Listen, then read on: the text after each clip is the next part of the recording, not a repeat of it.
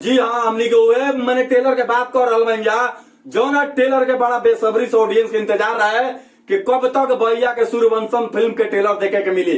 Finally teller आई सूर music YouTube channel से। बाकी बता दी ट्रेलर हमने की देखनी है जब ठीक ठाक लागल, लेकिन फैंस की डिमांड बा भाई गन है, ये लोग के फिल्म पसंद। हालांकि हमनी के टेलर 3 से 4 देखा नहीं जाए। हालांकि जैसे प्यार आशीर्वाद ऑडियंस प्यार आशीर्वाद गाना के देवल ऊ आशीर्वाद प्यार भाई भोजपुरी के सिनेमा का अगर कह लेवल जाए तो क्रेज डाउन हो रहा बा डाउन।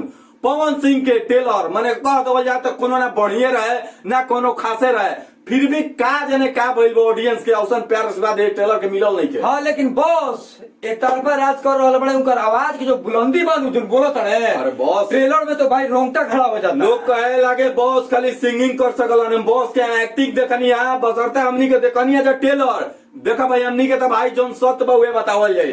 टेलर हमनी के देखनी है जा टेलर कोनो खास लागल ना। हर गंगे में पता चलत रहे साफ सीधा बात, मैंने गंगा सफाई अभियान के मतलब मद्देनजर रखते हुए ये फिल्म के बनावल गई बा मैंने सफाई अभियान पे।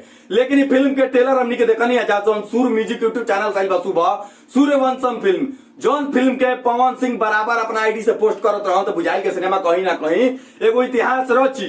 हालांकि टेलर है भाई टेलर के ऑडियंस जे जे नहीं के देखले हम अपना तरफ से कह रहा बानी उ टेलर के जम के आशीर्वाद और प्यार दलो ठीक नु काहे के कहीं ना कहीं में भाई डायरेक्टर प्रोड्यूसर मान के चलो सिंगर भइले के निर्माता बड़ी शांत उज्जवल बहुत लोग के भाई में मेहनत लागेला पैसा लागेला मेहनत लागेला तो फिल्म के कम से कम टेलर के खूब आशीर्वाद प्यार दौलत जिसे तू लोग गाना के देवेला।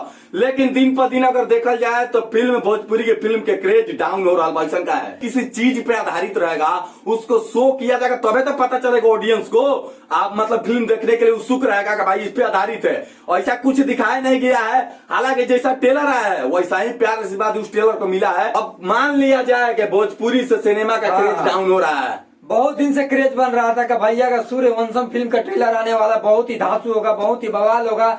लेकिन ट्रेलर आज मैंने देखा ठीक ठाक है, लेकिन कहानी तो भाई समझ नहीं आ रहा कि क्या कहानी है इस मूवी की। जी हाँ, तो वीडियो देखे तो पहले दबा के तो शेयर कर रहा कहानी जे जे ट्रेलर के देखले बा हमारा के कमेंट के माध्यम से जरूर बताइए कि फिल्म का चीज पर आधारित बा तारा लोग के समझ आयल कि ना आयल, तारा लोग में कौन चीज बढ़िया लागल। आई प्यार आशीर्वाद ब्यास की ट्रेलर के काहे नहीं की मिलत, लेकिन आखिर जनता काहे नाराज बने पवन सिंह। लेकिन फैंस हम बोल देना चाहते हैं आप लोग गाना पे प्रॉपर फोकस मत करिए।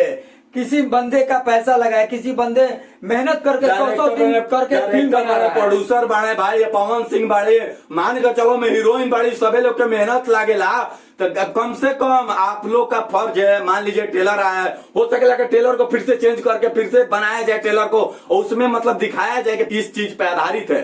तो मैंने ऑडियंस हम यही कहेंगे कि फिल्म कैसा भी हो लेकिन आपको उसी तरह का प्यार आशीर्वाद देना चाहिए जिस तरीका का उसी तरह का प्यार आशीर्वाद देना चाहिए जैसे कि आप लोग गाना को देते हैं। केवल गाना सुनने से नहीं होगा ठीक ना, गाना से नहीं होगा। फिल्म में बहुत सारा पैसा लगता है, कम से कम आपको ये बात समझना होगा। ये देख लो लोग ऑडियंस के कैसा प्यार आशीर्वाद मिला। इसको हम बता देना चाहते हैं कि गाना से क्रेज नहीं बनता है, क्रेज फिल्म से बनता है। मैंने 8 से 9 घंटा में मात्र 42 से 44 हजार लाइक 42 से 44 हजार लाइक काहे भाई काहे नाराज बड़ा ओमे 55 करोड़ 67 करोड़ रुपया लगेला। मान के चलो ऐसे करबत हो ही मान लो के रिलीजिंग के डेट भाई सिनेमा लागल सिनेमा हॉल में तारा लोग के चाहिए कम से कम जाए हमनी के हीरो के भाई फिल्म हो एकरा के सुपर डुपर हिट बनाई तो ऐसा काहे लगा था कि फिल्म के कहीं ना कहीं फिल्म रिलीज होके से पहले ही फ्लॉप हो गई। बाकी ये फिल्म कहीं से काटने लायक नहीं है, लेकिन ट्रेलर में कुछ समझ में नहीं आ रहा इसका कहानी। ऐसा फिल्म बनाइए कि कहानी कुछ समझ में आए। कम से कम आप उस ट्रेलर में आप कम से कम ऐसा कुछ चीज मतलब कि दिखाते हैं कि हम लोग को समझ आता कि फिल्म इस चीज पर आधारित है। भाई ऐसा कुछ दिखाया नहीं गया। एक ही चीज घीचा पीटा दिखा रहा है कि बस मारपीट हो रहा है, हीरो हीरोइन के लेके भाग रहा है, ऐसा नहीं यही दिखाया गया। तो उसी प्रकार का प्यार और आशीर्वाद जनता के तरफ से खूब बरस रहा है ठीक ना।